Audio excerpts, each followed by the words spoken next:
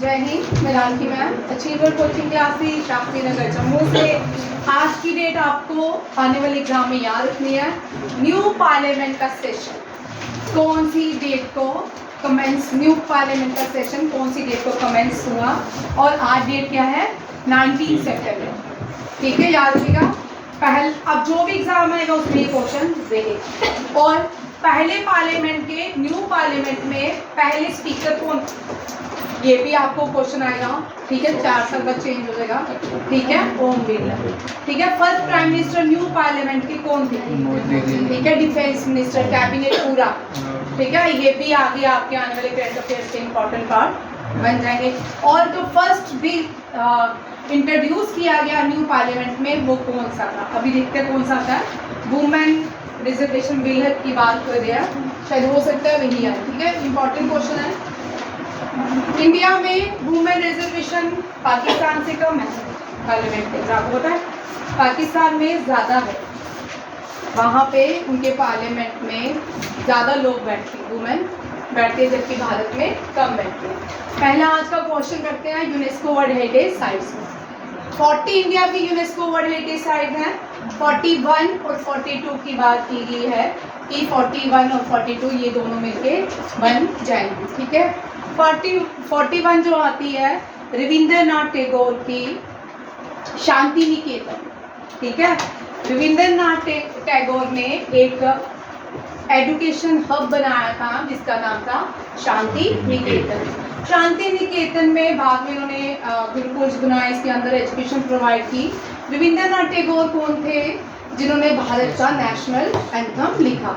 रविंद्रनाथ टैगोर कौन थे जिनको पहले एशियन थे जिनको नोबेल प्राइज दिया गया। रविंद्रनाथ टैगोर कौन थे? लिटरेचर वर्क करते थे, पोइट भी थे, लिटरेचर का काम भी करते थे। इनकी फेमस जो बुक रही है वो गीतांजलि है। रविंद्रनाथ टैगोर कौन थे? पहले भारतीय थे जिन्होंने नेशनल सॉन्ग जो है पहली बार कोलकाता सेशन में रविंद्रनाथ टैगोर ने गाया। रविंद्रनाथ टैगोर कौन थे?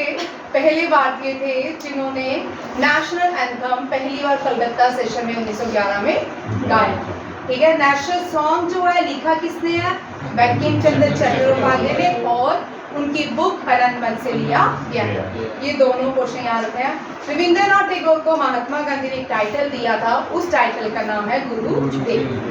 गुरुजी नहीं, गुरुजी पंकज सर नहीं, गुरुदेव। ठीक है, शांति निकेतन जो आश्रम है ये बंगाल में है। कहाँ पे है? बंगाल बंगाल बहुत इम्पोर्टेंट है। 80-50 जितने भी रिवॉल्ट, जितने भी फ्रीडम फाइटर आए ना, ज़्यादातर जितने भी भारत में आए, रिफॉर्मर्स आए, जो भी फर्स्ट हुआ वो ज़्यादातर बंगाल में हुआ।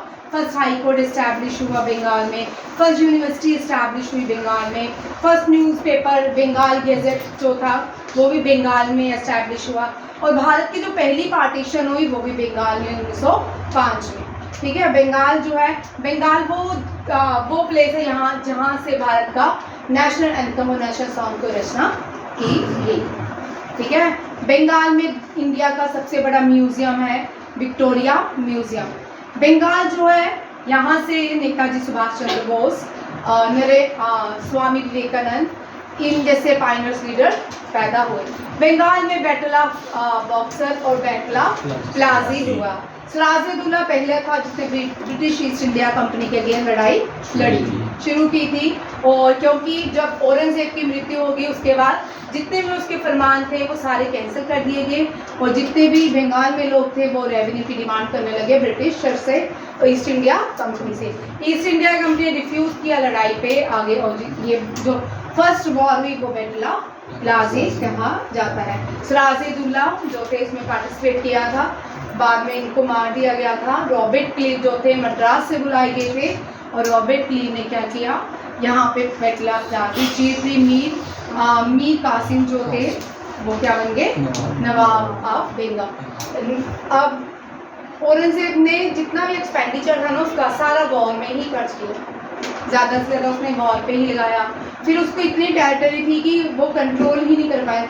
जैसे ही उसकी मृत्यु हुई उसके बाद लोगों ने क्या किया, अपनी अपनी मनमानी करना शुरू कर दी और बहादुर शाह जफर जो थे उनको कोई भी इतना फॉलो नहीं करता था। और वो लास्ट मुगल एम्परर थे जिनको 1857 रिवॉल्ट में यंगून भेजा गया, बाद में इसको रंगून और बर्मा कहा जाता है। ठीक है, एक क्वेश्चन के साथ बहुत सारी हिस्ट्री जुड़ी होती है, बहुत सारे काम होते हैं। बंगाल, ठीक है, पहले इंडस्ट्री मिनिस्टर जो भारत के थे वो भी बंगाल से आए थे, श्यामा प्रसाद मुखर्जी। इंडिया की सबसे बड़ी टनल जो है वो भी JNK में है, वो भी श्यामा प्रसाद मुखर्जी के नाम पे। और याद आएगा तो बताती जाऊंगी। ठीक है,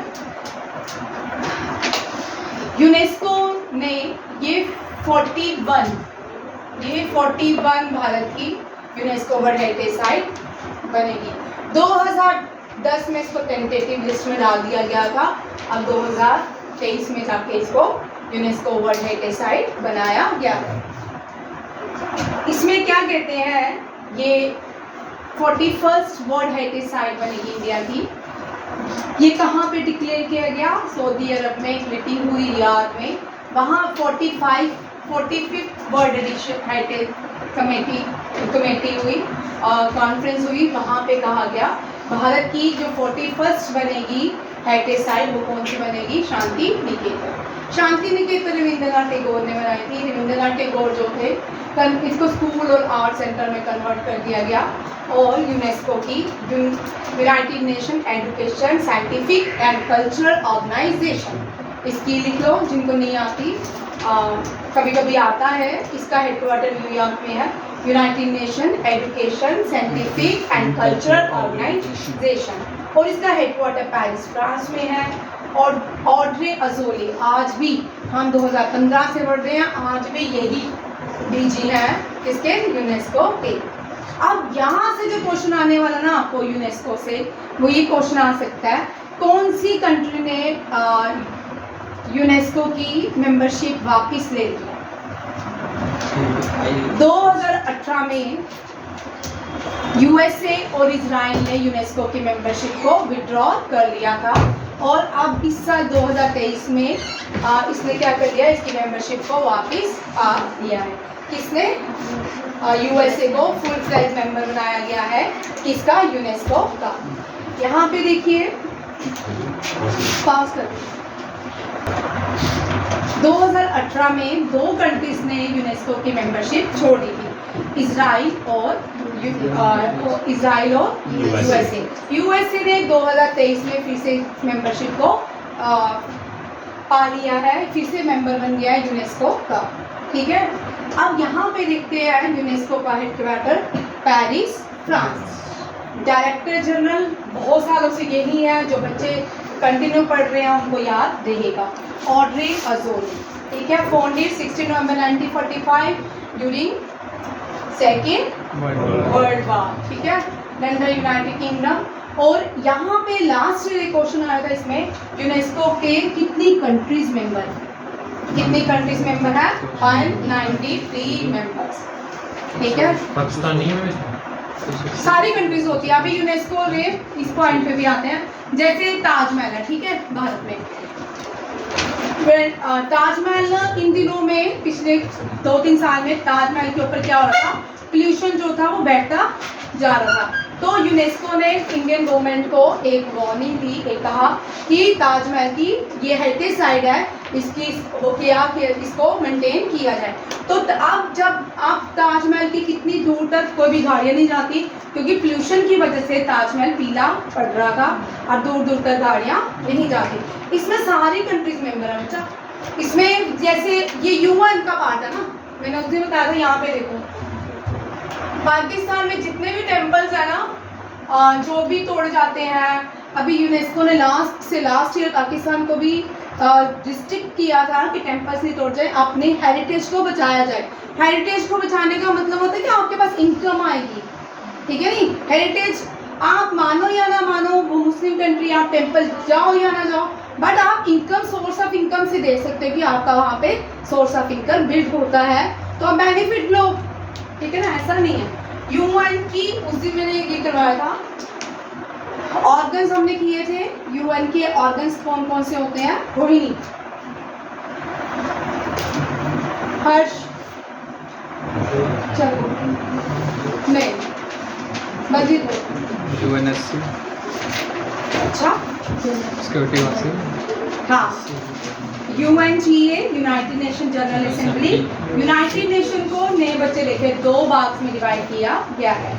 दोबारा बता रही हूँ, 50 बार बता चुकी हूँ। भूमि और फातिमा जब से आई है ना 50 बार बता चुकी हूँ, इनको तो रट गया होगा। ठीक है, ये इसके ऑर्गन्स रहते हैं, ये इसकी बॉडी। बॉडी का काम होता है पूरी दुनिया में काम करना, एड्स प्रोवाइड करना, जैसे कि वर्ल्ड हेल्थ ऑर्गेनाइजेशन का हेल्थ से कंसर्निंग, ठीक है, और यूनिसेफ का बच्चों से कंसर्निंग, लेबर ऑर्गेनाइजेशन का लेबर से कंसर्निंग, ठीक है, फूड एंड एग्रीकल्चर ऑर्गेनाइजेशन का फूड से कंसर्निंग। ठीक है, ये इसकी और बॉडी। ऑर्गन में यूनाइटेड नेशन जनरल असेंबली हम डिस्कस कर चुके हैं, United nation security council, United nation international court of justice, United nation economic social council और यूनाइटेड नेशन ट्रस्टीशिप काउंसिल। ये फंक्शन ही नहीं करती है, ठीक है, ट्रस्टीशिप काउंसिल और सॉरी। और लास्ट में जो है सेक्रेटरी रहता है यूनाइटेड नेशन का। बॉडीज कौन कौन सी रहती है? ILO, WHO, FAO। अब यहाँ पे एक और चीज मैं आपको बताऊंगी, ठीक है, यूनिसेफ एंड यूनेस्को। यहाँ पे ILO का हेडक्वार्टर जेनीवा स्विट्जरलैंड। एक और ट्रिक देखिए बच्चा, ओ से जो भी ज़्यादातर ऑर्गेनाइजेशन रहती है ना, उनका हेडक्वार्टर जेनीवा स्विट्जरलैंड रहता है। कहाँ रहता है सिमरन? Geneva Switzerland. WHO का भी। अब यहाँ पे FAO का नहीं है भाई, ठीक है, FAO का हेडक्वार्टर कहाँ पे है? Rome, Italy. Land of 7 island. Rome को क्या बोलते हैं? Land of 7 island. ठीक है, रोम इटली। ठीक है, अब इटली, यहाँ पे एक और क्वेश्चन बनता है, दुनिया में सबसे ज्यादा यूनेस्को वर्ल्ड हेरिटेज साइट कौन सी कंट्री की है मुस्कान? इटली की। किसकी है? इटली की। किसकी है? इटली की। दूसरे नंबर पे चाइना है, तीसरे नंबर पे भारत है। ठीक है, इटली की सबसे ज्यादा यूनेस्को वर्ल्ड हेरिटेज साइट्स हैं। और आज फर्स्ट डे है, फर्स्ट डे में आपको नहीं समझ आएगा क्योंकि ये करंट अफेयर का जो एग्जाम जनरल स्टडीज होती है, करंट अफेयर होता है, ये एग्जाम में आज तक हमने स्कूल, यूनिवर्सिटीज, कॉलेजेस में नहीं पढ़ा होता। ठीक है, ये आपको इस यही CDS में पास करने वाला एग्जाम। ठीक है, ये बड़ा इम्पोर्टेंट क्या है, ऑप्शनली या ऑप्शनल नहीं है, इम्पोर्टेंट टॉपिक है जो आपके एग्जाम्स में आते हैं। CDS में एक रहता है। लास्ट ईयर CDS में क्वेश्चन था 40th UNESCO world heritage site. Arshad बताना था जाहिर। गुड है, किसने बोला? महमूद ने। ठीक है, ठीक है, डोलावीरा कौन सी है? डोलावीरा। ठीक है, एंड 39 कौन सी है? रामपा टेम्पल। ठीक है, रामपा टेम्पल। और 41 कौन सी है? शांति निकेतन। और 42 कौन सी है? टेम्पल है खोसला टेम्पल। ठीक है, ये अब आपको याद रखनी है, सारी याद रखनी है। फर्स्ट कौन सी है, सेकंड कौन सी है, थर्ड कौन सी है, कौन सी जो है वो एक बार निकाली गई क्योंकि उसकी मेंटेनेंस प्रॉपर नहीं हुई थी, तो वो फिर से 2006 में ऐड की गई। ठीक है, इस तरह के क्वेश्चन रहते हैं। FAO जो है, अब यहाँ पे भूमि O आया है तो आगे बन के यूनेस्को जेनीवा स्विट्जरलैंड नहीं लिखना है, क्या करना है? इटली, रोम, इटली। यहाँ तक सबको समझ आ गया? पहले मैं यही कोशिश कराऊंगी, डिस्कशन वाले यहाँ बहुत सारे, और वन लाइनर नहीं है। सेकंड, अब यहाँ से SSC के लिए ये क्वेश्चन बड़ा इंपॉर्टेंट होने वाला हर एग्जाम में। SSC में, अग्निवीर में क्वेश्चन आने वाला भाई, SSC स्टेनोग्राफी में क्वेश्चन रहेगा, यहाँ 100% आने के चांसेस है भाई इसके। ठीक है, हाँ, ये आपके एसएससी, सीजीएल, सीएचएसएल में क्वेश्चन आने वाला है। सीजीएल में डेप्थ में आएगा साजन, ठीक है। Hoysala temple 42nd UNESCO world heritage site from India, ठीक है। अब ये टेम्पल एक किंगडम ने बनाया, उसको हम बाद में डिस्कस करेंगे। ये रोहिणी पहले यहाँ देखो, अच्छा इसको ध्यान से सुनिए, लिखिए बाद में, ठीक है। इसके अंदर बहुत सारे मॉन्यूमेंट है, जैसे कि फतेहपुर सीकरी है, ठीक है। फतेहपुर सीकरी क्या है? Monuments of Fatehpur Sikri. फतेहपुर सीकरी के अंदर बहुत सारे प्लेसेस हैं। बुलंद दरवाज़ा है, इबादत घर है, और भी आर्ट्स से रिलेटेड है, ठीक है। खाली फतेहपुर सीकरी के अंदर बहुत सारे मॉन्यूमेंट्स हैं, जैसे फोर्ट्स ऑफ राजस्थान, ठीक है। फोर्ट्स ऑफ राजस्थान में बहुत सारे फोर्ट्स आते हैं जो यूनेस्को वर्ल्ड हेरिटेज साइट्स हैं, जैसे कि नेशनल पार्क्स फ्रॉम इंडिया, ठीक है। Kanchenjunga Manas national park, Ranthambore national park, ये एक रेलवे फ्रॉम इंडिया, ठीक है। दार्जिलिंग रेलवेज, नीलगिरी रेलवेज, ये क्या है सारी, ठीक है। इसी तरह इस टेम्पल के अंदर होसला टेम्पल, मॉन्यूमेंट्स ऑफ होसला टेम्पल के अंदर 3 तरह के टेम्पल्स जो है जिनको यूनेस्को वर्ल्ड हेरिटेज का पार्ट बनाया गया है। क्या है? चनाकेश्वर टेम्पल बिलोरू, ठीक है। ये कर्नाटका में है। कर्नाटका में इससे पहले यहाँ पे देखिए भाई, कर्नाटका से बड़े इंपॉर्टेंट क्वेश्चन आ रहे हैं। पहले जो 39 वाली थी वो तेलंगाना से थी, ठीक है, मीन्स साउथ इंडिया से थी। वो कौन सा था? रामपा टेम्पल, रुद्रमा देवी, ठीक है, काकत्या एम्पायर से। होसलाश्वरा टेम्पल, ठीक है, इसको हेलबिदु कहते हैं, आज भी है, हेलबिदु के नाम से जाना जाता है। तीसरा है केशवा टेम्पल, सोमनाथपुरा कर्नाटका में ही है। ये तीनों टेम्पल किसने बनाया? किसने? अभी आते हैं, बताते हैं आगे किसने बनाया, पहले ये देखो। होसला टेम्पल बिलोर में जो है, ये तीनों ही कर्नाटका में है, होसला, हल्बीर एंड सोमनाथपुरा। सेकेंड देखो, बिलोर जो है इसको चनकेश्वरा टेम्पल एट बिलोर, इसको चनकेश्वरा टेम्पल एट बिलोर में माना जाता है। ये होसला एम्पायर का सबसे बड़ा टेम्पल था, ये सबसे बड़ा टेम्पल था, ठीक है। यहाँ पे अब ये भक्ति पीरियड से एक क्वेश्चन बिलोंग करता है भाई। ये भक्ति पीरियड का क्वेश्चन होगा, ये कौन से भगवान को फॉलो करते थे? ये विष्णु को, ये वाले महमूद, ये क्वेश्चन बड़े आते हैं एसएससी केएस में कि कौन भक्ति पीरियड में कौन कहाँ से आया है, कौन सा फॉलो करता था, ये सारे क्वेश्चन रहते हैं। हेलबिदु जो है ये भी इन्हीं का ही टेम्पल है। ये हिंदू गॉड शिवा को, भगवान शिव को डेडिकेट होता है। किसको होता है? भगवान शिव को।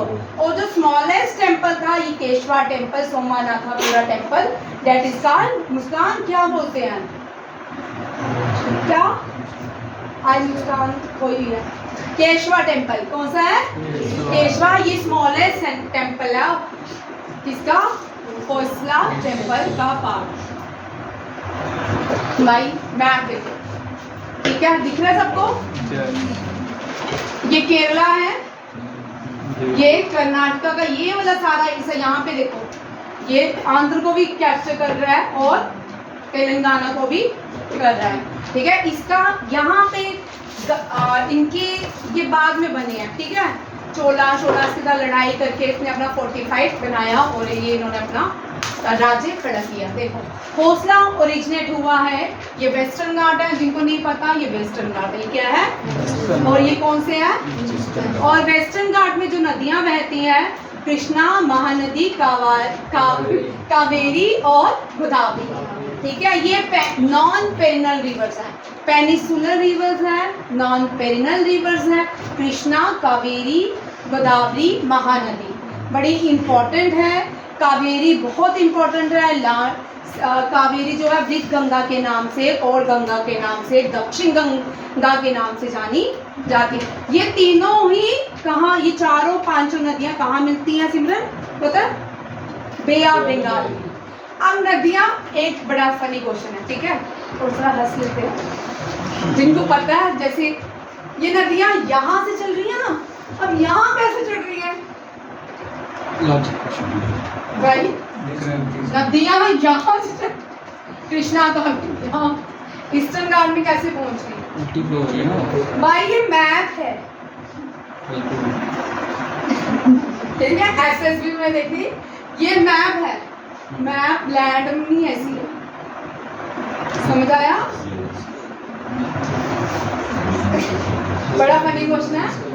जब मैंने पढ़ना शुरू किया तब सबसे पहले ना क्वेश्चन आया कि कृष्णा महानदी, गोदावरी, कावेरी, ये ईस्टर्न इधर कैसे चल जाती है यार?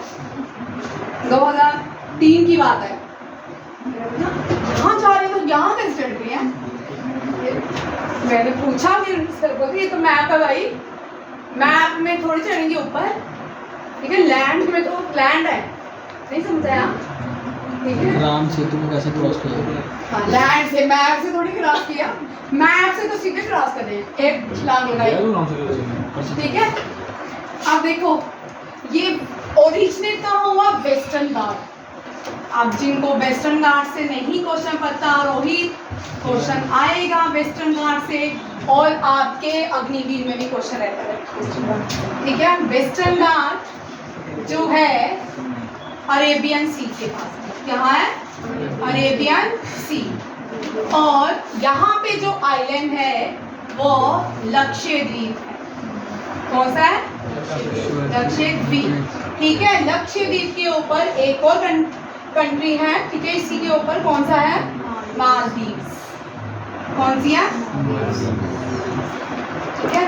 और ईस्टर्न घाट जो है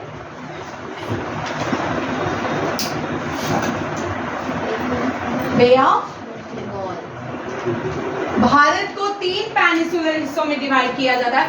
पेनिसुलर होता है जहाँ से 3 तरफ से वाटर बॉडीज हो और एक बीच में क्या हो? लैंड, ठीक है। कवर करके बे ऑफ बंगाल। और दिव्यांशु कौन सा आइलैंड आएगा? अंडमान अंडमान है, ठीक है। और यहाँ पे एक और पॉइंट देखिए, इंपॉर्टेंट है, इससे क्वेश्चन आता है, एसएससी स्टेनोग्राफी में भी पूछ सकते हैं, ठीक है। भारत का, देखो क्वेश्चन को महमूद ध्यान से सुनो बच्चा सभी। भारत का, मैंने क्वेश्चन बोला है, भारत का लास्ट पॉइंट कौन सा है? भाई देखो तुम लोग गलत ही बोल रहे हो अभी। भारत का लास्ट पॉइंट जो है वो कन्याकुमारी है। अब मैं नेक्स्ट क्वेश्चन सुनो, जिसको आप इंदिरा पॉइंट। भारत का यूनियन टेरिटरी का लास्ट पॉइंट कौन सा है? इंदिरा पॉइंट। कौन सा है? इंदिरा पॉइंट। 2004 की सुनामी में वो सबमर्ज हो गया था, ठीक है। क्वेश्चन अंतर समझ आया? ठीक है। बड़ी बार बच्चे इस क्वेश्चन में गड़बड़ कराते हैं, इसको इंदिरा पॉइंट दिखाते हैं क्योंकि इंदिरा पॉइंट बड़ी बार रिपीट होता है, ठीक है। कन्याकुमारी भारत का लास्ट पॉइंट है, ठीक है। ये समझ आ गया? डेड सी कौन सा? डेड सी कौन से आ गए थे? वो डेड सी यहाँ कहाँ गया? प्रश्न आया था, क्वेश्चन आया था ना। तो डेड सी तो इजराइल में है। यहाँ पे ये जो है ये इंडियन ओशन है। ये क्या है? Indian ocean. यहाँ पे Arabian sea, bay of Bengal, दोनों श्रीलंका के पास, तमिलनाडु के पास मिलते हैं इंडियन ओशन के साथ, ठीक है। यहाँ पे आप यूट्यूब में देख सकते हो, बहुत सुंदर वीडियो दिखेंगी यहाँ पे। साथ में लिखते भी जाओ भाई, ये वाला पॉइंट जरूर लिखिए, ये बड़ी बार क्वेश्चन आता है, ये अग्निवीर में आएगा भाई। अग्निवीर के पेपर तब आएंगे, तब आप देखो, होस्याला ओरिजिनेट हुआ वेस्टर्न घाट से, नॉर्थ वेस्ट गंगावाड़ी मैसूर। अब कैपिटल इसकी रही कौन सी है?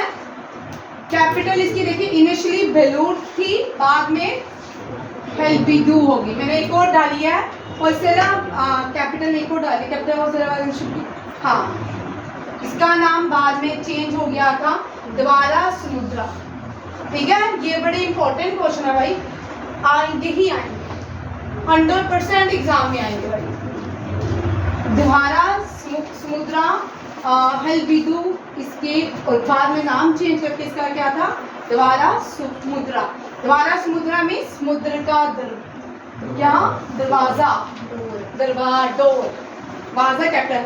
फाउंडर इसके कौन थे, होयसाला के साला, ये तो याद रहेगा, साला और साला, हो साला, ठीक है साला, ठीक है हो साला ही साल, ये रहेगा साहब क्या उसमें मेरी हाँ ये तो रंगा तनु, ये तो सही होते हैं। ऐसे वर्ड होने चाहिए सारे। चलो हंसे तो सही, ठीक है। और साला के जो फाउंडर थे साला, उसके बाद उनको सक्सीड किया विनयादित्य एंड बलाला। किसने, बलाला ने। बट जो प्रोमिनेंट जो सबसे महान राजा रहा वो साला का, वो कौन था, विष्णुवर्धन। कौन था, विष्णुवर्धन।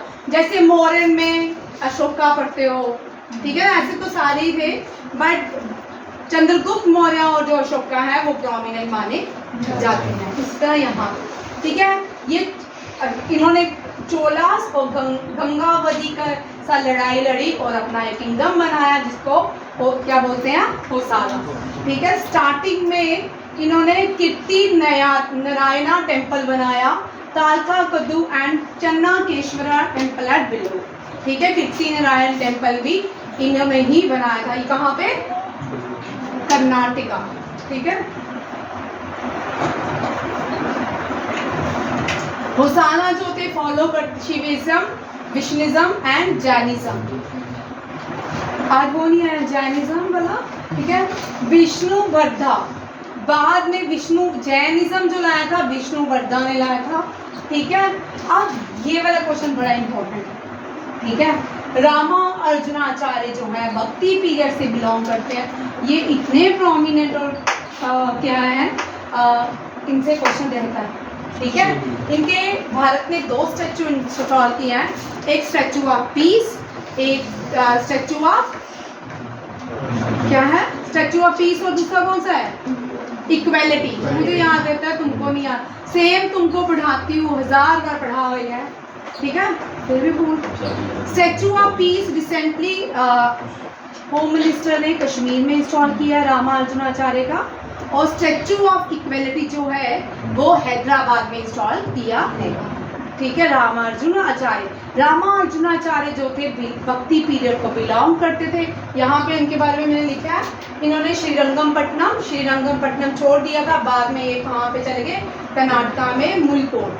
ठीक है, श्रीरंगपट्टनम बहुत इंपॉर्टेंट प्लेस है, क्योंकि यहाँ पे टिप्पू सुल्तान डाई हुआ था। टिप्पू सुल्तान मैसूर वॉर में टिप्पू सुल्तान की मृत्यु श्रीरंगपट्टनम में हुई। ठीक है, याद रखिएगा, एंग्लो मैसूर वॉर 4 हुई है। पहली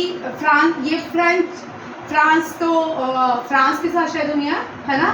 पहली का रिजल्ट नहीं आया। सेकंड में हैदर अली जो टिप्पू सुल्तान के फादर थे, मृत्यु होगी। थर्ड भी लड़ी, फोर्थ में टिप्पू सुल्तान डाली। ये रामार्जुनाचार्य से क्वेश्चन रहेगा। यहाँ से होलसला जो है, यहाँ से 2 लिटरेचर का और डेवलप हुए, वो थे कन्नड़ एंड संस्कृत। ठीक है, इंपॉर्टेंट लिटरेचर वर्क जो कन्नड़ में था, हरिहरा और बापू कौन थे, मुझे कोई बताएगा? Harihara and Bapu, founder of Vijayanagara empire. Vijayanagara empire मुझे उस टाइम याद नहीं आता, मैं लिखती तो मतलब बाद में स्ट्राइक करते हैं। ठीक है, और ये पोइट थे राघा वंका, इन्होंने हरिश्चंद्रा चरित्रा लिखी। ठीक है, ये बड़ी इंपॉर्टेंट एडिशन बुक है, ये एग्जाम में आ सकती है। नामी चंद्रा पोइट थे बिलाला सेकंड के। किसके? बिलाला सेकंड के। इन्होंने शिलाहारा किंग लक्ष्मणा ऑफ कोल्हापुरा दो जगह के कोर्ट पोएट थे। एक तो शीलाहारा किंग लक्ष्मणा कोल्हापुरा के भी कोर्ट पोएट थे। इन्होंने जो बुक लिखी है वो है लीलावती प्रभानंदा।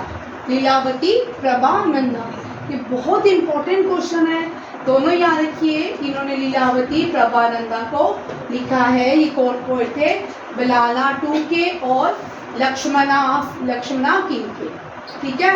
और वो कौन थे? शीलाहारा किंग। आपको पता है एसएससी के एग्जाम ज़्यादातर साउथ इंडिया से रहते हैं, नॉर्थ इंडिया तो आपको रटा हुआ है नहीं। तो साउथ इंडिया से बोल रहे हैं कि नॉर्थ इंडिया के बच्चों को नॉर्थ इंडिया बहुत आ गया है, साउथ इंडिया की तरफ मूव करते हैं, ठीक है। हरिहरा राघवंका हरिश्चित्रा नमी चंद्रा was the court poet to both Bilala and Lakshmana. ये मैंने कुछ ये साइड से लिए हैं, ठीक है। ये साला है, लाइन से लड़ रहे हैं और इनका ये आज भी इनका जो ये स्टैचू है कहाँ पे है? कर्नाटका के बेलोर, एम्पायर एट बेलोर कर्नाटका, ठीक है। और ये बड़ा इम्पोर्टेंट है, मुझे लगा इम्पोर्टेंट है। अगर हमने साउथ इंडिया का लिटरेचर सोर्स जाना है तो हमें कौन सी बुक से पता चलेगा कि साउथ इंडिया में ये सारी चीज़ें हैं, ये किंग थे, ये क्वीन थी या कोई भी वहाँ का ट्रेड सिस्टम, ये हमें पता है संगम लिटरेचर से। किससे? तो कन्नड़ का जो लिटरेचर है ये गरुड़ा पिलर है। पूछ सकते हैं गरुड़ा पिलर कहाँ पे है? ये भी बेंगलुरु कर्नाटका में ही है। यहाँ पे कन्नड़ बोली जाती है। क्या बोली जाती है? कन्नड़, ठीक है। ये Garuda pillar hero stone at Halebidu with old Kannada inscription. यहाँ पे कन्नड़ इंस्क्रिप्शन देखने को मिलती है। आप पहले ज़माने में ना भारत के लोग जो भी गुरुकुल्स होते थे या टीचर्स होते थे ना, वो लिखते नहीं थे, ठीक है, ओरल देते थे। अगर हमने सुना कि महाभारत हुई या रामायणा हुई, उसमें भगवान ने वेपन्स यूज़ किए थे, राम जी को उनके गुरु ने जो वेपन सिखाए होंगे ओरल ही सिखाए होंगे, ठीक है, ताकि सब लोगों को नहीं पता चले, डिस्ट्रक्शन नहीं हो। आजकल तो यूट्यूब में भी बैठ के हम बना लेते हैं, है ना, बॉम्ब बना लेते हैं, कुछ न्यूक्लियर क्या बना लेंगे, चंद्रयान भी बना लेंगे, कुछ भी बना सकते हैं, ठीक है। तो या तो उसके बाद थोड़ी प्रथा चेंज हुई, कस्टम चेंज हुए, बॉक्स में लिखना शुरू किया। बॉक्स जो था कुछ सालों के बाद क्या हो जाता था, सड़ जाता था, कीड़े पड़ जाते थे, वो लिखा हुआ इंस्क्रिप्शन हमारे पास नहीं रहता था। फिर कुछ सालों के बाद जब अशोका आया, हमने सबको पता कि अशोका ने आयरन पिलर्स के ऊपर लिखना शुरू किया। या गुप्ता एम्पायर में हम देखते हैं कि समुद्रगुप्ता, इस तरह के आर्किटेक्ट जितने भी हैं उनके हमें पिलर्स के ऊपर लिखना शुरू किया। फिर मुगल काल आया, फिर उन्होंने अपनी बायोग्राफीज लिखना शुरू की। मेडिवल में उन्होंने अकबरनामा, हुमायूंनामा, इस तरह की किताबें, बुक्स उन्होंने लिखना शुरू की। मॉडर्न टेक्नोलॉजी आपको पता ही है, आजकल लिखने के लिए पेन कॉपी तो चाहिए नहीं है, फ़ोन में ही लिख लेते हैं, वॉइस मैसेज जिससे भी लिख लेते हैं, ठीक है। ये आपने